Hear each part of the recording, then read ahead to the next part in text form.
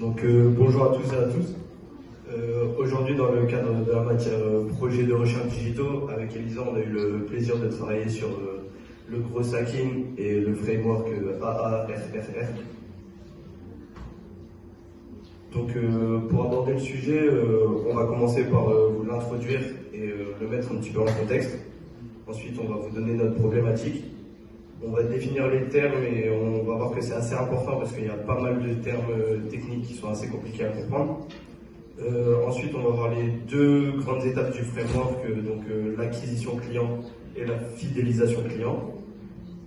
Ensuite, on va voir les exemples de la revue de littérature. Ensuite, on va se pencher sur l'interview et on conclura et on fera les recommandations pour les entreprises. Donc, pour la mise en contexte, faut savoir qu'aujourd'hui, les entreprises, et notamment les startups, elles rencontrent des défis croissants. Elles sont dans un environnement qui est de plus en plus compétitif et donc elles vont chercher à acquérir de nouveaux clients, à les fidéliser afin de gagner des parts de marché. Et aujourd'hui, donc, on a par exemple des entreprises comme Airbnb ou bien Dropbox qui vont utiliser le gros hacking pour pouvoir obtenir une croissance plus rapide. Donc par exemple, on vous a mis l'exemple de Dropbox qui en fait a promis du coup plus d'espace de cloud grâce à des parrainages pour obtenir une croissance rapide. Et en très peu de temps, ils ont obtenu du coup une audience de plus de 200 millions de personnes. Voilà, pour vous donner un peu une idée de la croissance que peut avoir une entreprise avec le gros hacking.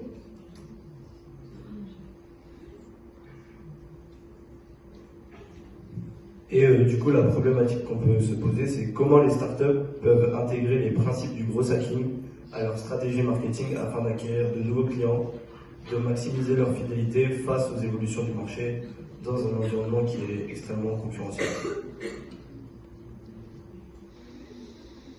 Du coup, bien évidemment, le premier terme à comprendre, c'est le gros hacking. Donc le gros hacking, c'est une approche de la croissance rapide des entreprises qui repose donc sur des compétences techniques, des outils et des tactiques innovantes distinctes de celles du marketing traditionnel. Donc c'est originellement né dans la Silicon Valley. C'est Sean Ellis qui a inventé ce terme et qui l'a défini un petit peu comme un pirate de la croissance. Donc voilà, et du coup le gros hacking, il faut savoir qu'il s'appuie sur le framework que je définirai juste après. Donc le gros hacking, comme je l'ai expliqué, et pour faire plus simple, c'est un petit peu comme des pirates informatiques du monde des affaires qui cherchent à faire croître en fait une entreprise plus rapidement. On a trois types de gros hacking. On a le white hat, le grey hat et le black hat. Donc le white hat, donc c'est des techniques admises et dites du coup légales qui respectent la loi. Je peux par exemple vous donner l'exemple du white hat SEO, qui en fait sont des techniques de référencement admises par Google et du coup qui sont légales. À la différence que je vous expliquerai du coup avec le black hat SEO juste après. Donc le grey hat, c'est celui qui va se situer du coup dans une zone grise entre la légalité et l'illégalité. Donc c'est par exemple des techniques comme le netlinking collaboratif, où en fait, qui va consister à échanger des liens entre plusieurs sites web afin d'améliorer leur référencement naturel. Cette pratique peut être considérée comme du grey hat parce qu'en fait, du coup, elle se situe, comme j'ai expliqué juste avant, dans une zone grise entre les techniques de white hat qui sont autorisées par Google et les techniques de black hat qui sont interdites par Google. Et du coup, enfin, le black hat, donc, il va utiliser des techniques illégales et trompeuses pour booster la croissance des entreprises. Son objectif, c'est un petit peu de manipuler les plateformes et les utilisateurs pour obtenir des résultats rapidement, sans se soucier du coup des conséquences à long terme. Nous pouvons prendre par exemple l'exemple des techniques comme le spamming, le mass follow, les faux avis, les piratages de données ou bien les contenus trompeurs. Bien sûr, cette technique peut entraîner de lourdes conséquences comme une perte de confiance des leads par exemple. Du coup, comme je l'avais dit juste avant, le white hat SEO est à contrario du black hat SEO qui, lui, du coup, va utiliser des techniques de référencement malhonnêtes afin de manipuler les moteurs de recherche pour améliorer artificiellement le positionnement d'un site web. Donc, comme je l'ai expliqué, le gros hacking, du coup, est très lié au framework parce que d'ailleurs, on va le dérouler dans le plan juste après au niveau de l'acquisition et de la fidélisation client. Donc le framework repose sur l'acquisition client, l'activation, la rétention, les recommandations et ensuite les revenus. Donc vous comprendrez mieux juste après parce qu'on va tout vous expliquer dans le plan. Et ensuite, on a voulu du coup, parler également du lean marketing qui lui est très lié en fait au growth hacking parce qu'ils utilisent en fait une approche commune. Donc le lean marketing, ça découle du lean management et c'est une méthode qui repose sur le principe de l'innovation continue et du coup de l'adaptation permanente. Il existe donc un lien très étroit entre le lean marketing et le growth hacking parce que c'est une approche du coup centrée avec une culture d'apprentissage, d'amélioration continue et d'innovation. Voilà. Donc la toute première étape du framework, ça va être l'acquisition. Donc on peut traduire un peu cette étape par comment est-ce que les utilisateurs vous trouvent. Donc c'est le premier point de contact avec eux, ça peut passer par la publicité, les médias sociaux, par les moteurs de recherche, donc avec le SEO. Donc c'est là où ces utilisateurs justement vont découvrir le produit ou le service. Donc il y a beaucoup de méthodes qui existent. Là on vous a mis l'exemple de Airbnb qui ont détourné un marché leader. Donc Craigslist, c'est un peu un équivalent de Le Bon Coin aux États-Unis. C'est un site qui fait énormément de trafic. Et donc Airbnb avait un petit peu de mal en 2008 à se lancer. Donc parce qu'ils avaient un concept innovant, un modèle économique innovant, mais forcément il faut de la visibilité. Donc ce qu'ils ont fait, c'est qu'ils ont trouvé un système d'automatisation. Donc dès qu'un vendeur sur Airbnb postait une annonce, cette annonce était postée automatiquement dans une publicité sur Le Bon Coin. Et ça a créé une augmentation significative des utilisateurs d'Airbnb. Et donc pour ça, il faut identifier les canaux d'action et expérimenter différentes tactiques pour voir lesquelles marchent le mieux, lesquelles marchent moins bien. Ensuite, la deuxième étape, ça va être l'activation, qu'on peut traduire par la première expérience de l'utilisateur. Donc par les premières mesures prises par un utilisateur, donc par exemple télécharger une application, créer un compte sur une application, s'inscrire. Vraiment, ça englobe toutes les actions qui indiquent un engagement initial. Donc là, on vous a mis toujours l'exemple de Airbnb, donc, qui était une start-up et qui avait beaucoup utilisé le cross-marketing. Donc ce qu'ils ont fait, ils ont vu qu'il y avait énormément d'annonces qui n'étaient pas du tout attirantes. Donc ils ont proposé des services de photographie directement pour les vendeurs, pour qu'ils prennent des photos beaucoup plus attirantes et augmenter le taux de conversion de ces vendeurs. Et donc booster le taux d'activation. Et ensuite, une technique qui est pas mal utilisée, c'est créer un sentiment d'urgence. Donc là, on a mis l'exemple de Yomi Denzel, qui est un vendeur de formation e-commerce en ligne. Il a tout un personal branding autour de son personnage. C'est un des influenceurs entrepreneurs, on va dire, les plus connus en France. Et donc lorsqu'il fait la promotion de ses conférences, il le fait le jour même sur YouTube ou sur Facebook. Et il dit vous n'avez plus que 24 heures pour vous inscrire à cette conférence qui a un nombre de places limité. Donc ça crée un sentiment d'urgence et ça empêche la procrastination. Et donc ça mène directement à la conversion de la personne, du simple spectateur à un participant à ces conférences en ligne par exemple, où derrière il va pouvoir vendre ses formations. Donc pour cela, il faut assurer une première expérience utilisateur positive et utiliser différentes incitations et des offres spéciales pour encourager les nouveaux utilisateurs. Et la dernière étape qui concerne l'activation client, ça va être la rétention, qu'on peut également traduire par la question « l'utilisateur va-t-il revenir ?» Donc c'est tout ce qui est capacité à maintenir les utilisateurs engagés après une première interaction. Et ça va vraiment être de fournir une valeur ajoutée continue, pas juste au début ou pas juste à la fin, c'est vraiment être dans la régularité. Et donc on va les encourager à revenir. Donc là, j'ai mis plusieurs exemples. L'exemple de Twitter est assez marquant. En fait, ils se sont rendus compte que beaucoup d'utilisateurs enlevaient l'application dès le premier jour et ces utilisateurs avaient moins de 20 abonnements. Donc ce qu'ils ont fait, c'est qu'ils ont créé une fonction au début lorsqu'on s'inscrit qui recommande quelques comptes qui pourraient plaire à la personne et ça a boosté significativement le taux de rétention. Donc ils ont plus joué sur le fait de garder les utilisateurs plutôt que de chercher à en avoir toujours plus.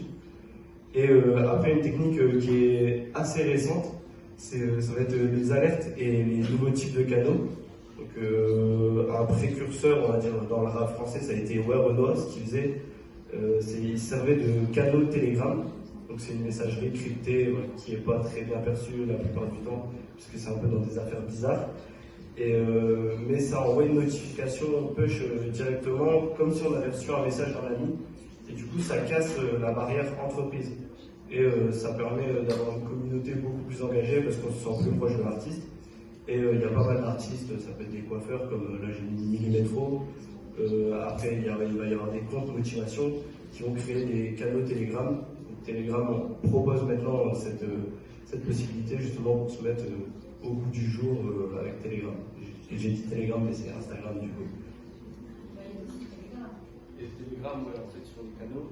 Et Instagram, de base, il y a vraiment les comptes qui envoient une notification tel qu'on vient de publier, mais on est tellement surchargé d'informations que le fait de recevoir ça dans des canaux, c'est une espèce de grande discussion, comme si en fait la classe avait un groupe WhatsApp et que vous, dès que vous voulez communiquer quelque chose, et ben, vous le faites directement par ce groupe WhatsApp, vous aurez la notification directement et pas forcément par mail. On se dit, oh, on a encore reçu un mail informatique. Et donc, il y a beaucoup plus de chances d'être vu. Et donc, il y a des réactions aussi derrière. Du coup, maintenant, moi, je vais vous expliquer la partie fidélisation client. Donc, en fait, la rétention, je vais la réexpliquer parce qu'en fait, c'est vraiment la passerelle entre l'acquisition client et la fidélisation. Et comme Luc l'a dit, ce qui est très important, du coup, c'est de fidéliser les clients parce qu'en fait, d'après la Harvard Business Review, il faut investir jusqu'à 25 fois plus d'argent pour en fait acquérir de nouveaux clients plutôt que de les fidéliser. Donc en fait, la phase de rétention, elle vise à établir et maintenir une relation du coup durable avec les utilisateurs et du coup l'augmentation du nombre de clients actifs et fidèles va contribuer à une croissance exponentielle de l'entreprise. Donc on a différentes métriques pour pouvoir calculer et estimer le taux de rétention. Donc on a tout d'abord le taux de rétention client qui en fait est un pourcentage qui montre l'évolution de la base client. On a également aussi le taux d'attrition, donc qui est un pourcentage de clients perdus sur une période donnée, pour en fait mesurer du coup un petit peu comme le taux de rétention, les clients qu'on a pu garder vis-à-vis des clients qu'on a pu du coup fidéliser. Et on a également une métrique très importante qui est la valeur du client. Donc c'est le chiffre d'affaires que peut apporter un client tout au long de son cycle de vie. Donc on a l'exemple d'Amazon qui le fait très très bien. En fait, Amazon, du coup, il va fournir des expériences en ligne fluides et efficaces. Et du coup, selon un rapport sur les tendances de l'expérience client, on a 65% des consommateurs qui préfèrent les entreprises offrant des transactions en ligne simples et rapides, comme Amazon, plutôt que, d'ailleurs, il y a 49% d'entre eux qui ont attribué la note maximale à Amazon pour cette raison. Et ce qui démontre en fait l'efficacité de cette approche dans la fidélisation des clients. Du coup, ensuite, on a la phase qu'on appelle referral, désolé pour mon accent anglais. Et en fait, c'est tout ce qui va être les parrainages et les recommandations. Donc en fait, une fois du coup, qu'un client est fidélisé, c'est important de le faire devenir ambassadeur de la marque. Parce que du coup, en fait, les clients auront plus de facilité, les personnes auront plus de facilité à aller vers un produit ou vers un service que leurs amis ou leur famille aura du coup recommandé. Et du coup, cette idée de recommandation, elle constitue un des fondements de la croissance d'une start-up. Donc on a, comme je vous l'ai dit, par exemple les programmes de parrainage, les jeux concours. Et du coup, en fait, le gros hacker, il faut savoir qu'il est au centre de ces initiatives parce que ça demande beaucoup de créativité. Et c'est d'ailleurs grâce à cette partie du processus du framework qu'on dit que le gros hacking, hacking, oui, c'est plus une façon de penser et une façon de réfléchir plutôt que vraiment un outil tel quel. Donc je vais vous expliquer l'exemple de Boursorama. Donc en fait, Boursorama propose des systèmes de parrainage pour en fait transformer les amis de leurs clients en nouveaux clients. Et propose en fait du coup, par exemple, si on parraine un de nos amis, on va gagner 150 € et notre ami va gagner 80 €. Et en fait, il faut savoir que du coup, Boursorama a gagné la moitié de ses clients comme ça. Et du coup, ils sont à plus de 1 million de clients via le parrainage. Et du coup, la dernière étape du framework, c'est du coup l'étape revenu, donc chiffre d'affaires. Et donc, pour optimiser le chiffre d'affaires, il est crucial de maximiser la valeur client tout en minimisant le coût d'acquisition client. Et cette étape, elle implique du coup plusieurs stratégies en lien avec les autres étapes qu'on a pu voir précédemment. Donc on a déjà réduire le coût d'acquisition client avec une analyse approfondie des tarifications, des produits et des services vendus. Et on a également du coup l'amélioration de la valeur vie client, qui cherche du coup à maximiser la valeur de chaque client via des stratégies d'upselling et de cross-selling. Et donc ça, encore une fois, j'ai repris l'exemple d'Amazon parce qu'il le fait très bien. Du coup, la société Amazon, elle excelle en fait dans l'optimisation de la valeur vie client en déployant du coup des tactiques, comme j'ai dit, de cross-selling et d'upselling. Et donc, lorsque vous parcourez le site Amazon et que vous consultez un produit, vous êtes souvent confronté à des suggestions de produits complémentaires sous la rubrique clients qui ont acheté cet article ont également acheté ce type d'article. Et cette stratégie, du coup, elle incite les clients à élargir leur panier en ajoutant des articles supplémentaires, ce qui accroît du coup la valeur de leur commande. Et de plus, Amazon met également en œuvre des techniques d'upselling en proposant la version améliorée des produits de la gamme qu'ils auront sélectionnée. Et du coup, pour vous montrer comment le gros hacking fonctionne réellement sur des entreprises, on a choisi du coup la revue littérature, car elle nous proposait 3 exemples concrets de stratégies gros hacking qui ont fonctionné sur 3 entreprises de 3 secteurs différents. Donc, une entreprise agroalimentaire, une entreprise de construction et une entreprise de transport. Donc, les chercheurs, en fait, ils ont mené du coup une étude sur plus d'1 an et demi pour adapter en fait des stratégies de gros hacking à ces entreprises pour voir comment ça a évolué et les résultats du coup à la fin de la mise en place de ces stratégies.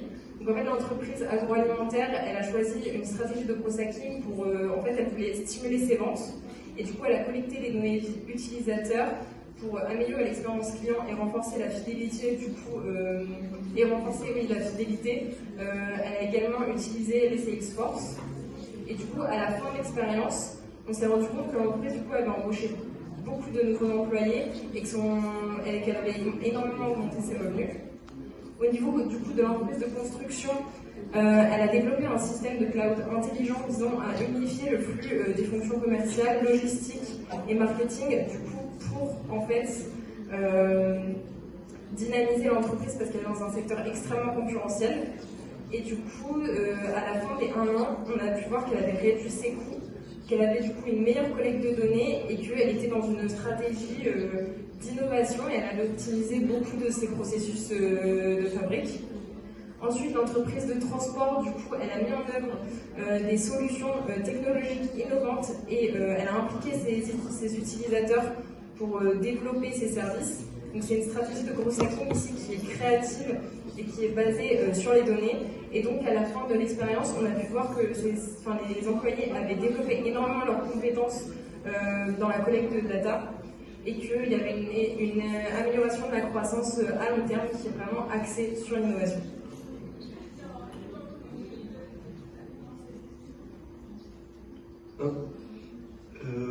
Du coup, c'est bien beau tout ça, mais on s'est posé la question, est-ce que c'est vraiment si efficace que ça?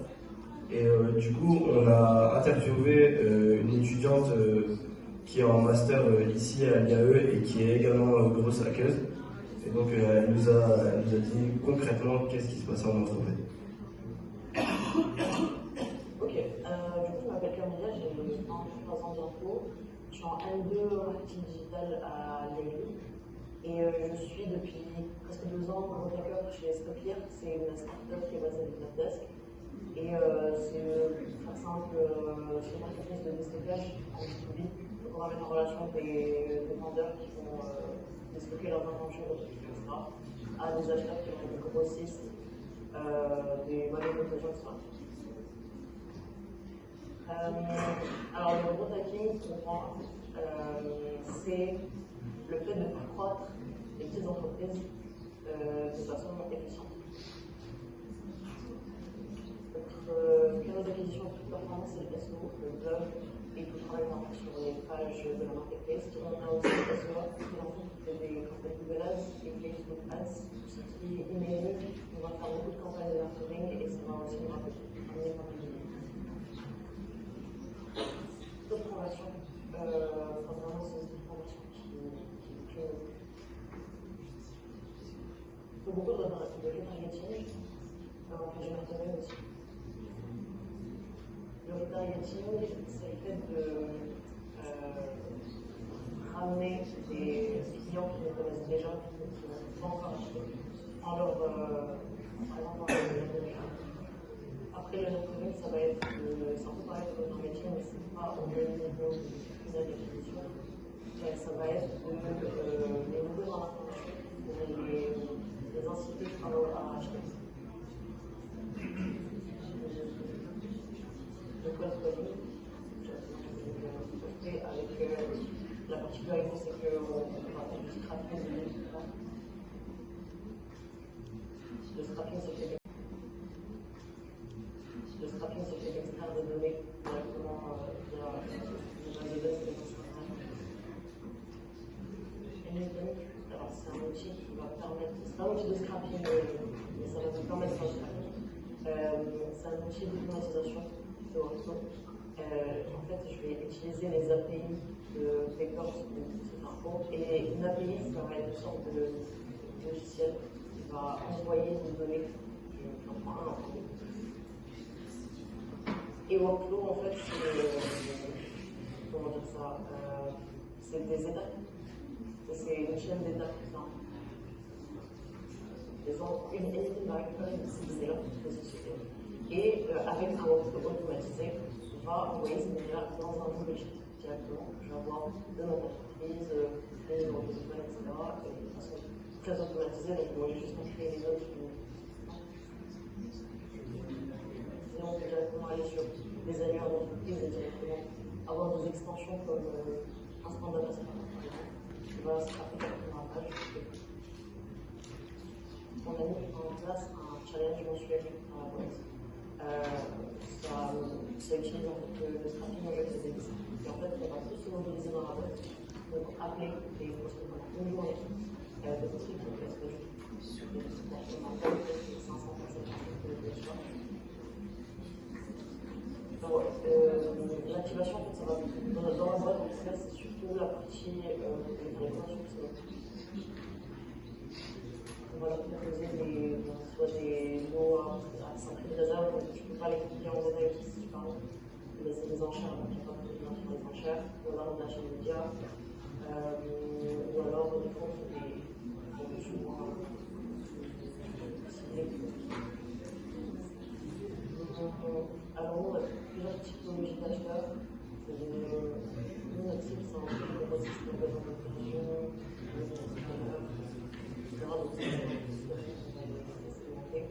après, on peut aussi utiliser un petit peu de l'électroménager, des contenus adaptés pour la recherche. On utilise un petit peu c'est la partie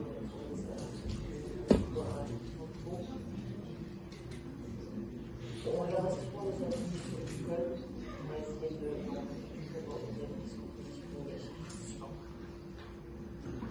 alors nous, on a un calcul assez simple sur le coût d'acquisition, c'est qu'un acheteur qui est inscrit sur la plateforme qui a commandé, il nous a coûté à l'acquisition 1 000 €. Et il est rentable pour nous parce que justement, on lui fait 2,5 commandes. Alors, il y a une méthode un peu particulière, c'est que plus on a d'offres sur la plateforme, et plus on sait que les clients vont acheter.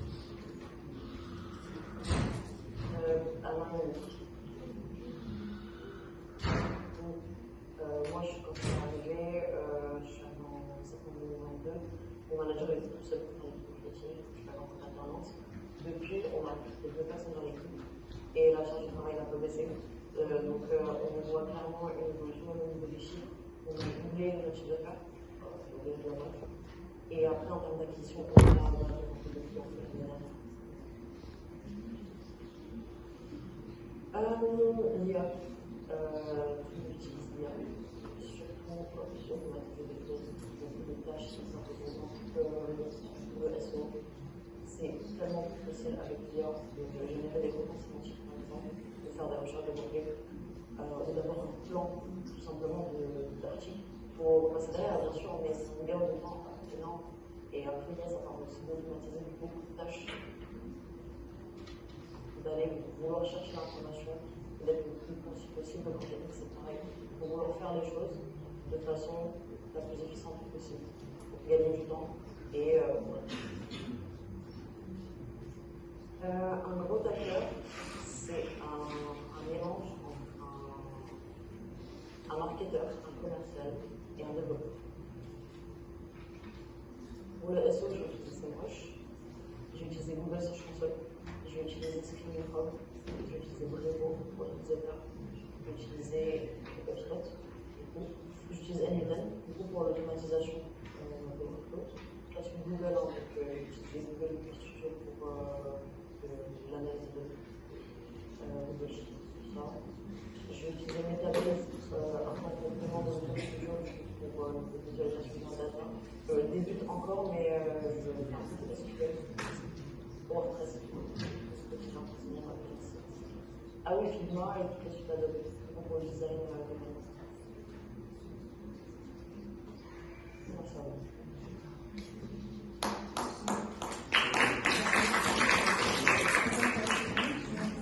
Et donc voilà, on voit que ça a été plutôt efficace d'avoir recruté un gros hacker dans l'entreprise parce que quand même tout le monde du chiffre d'affaires en un an, c'est pas rien.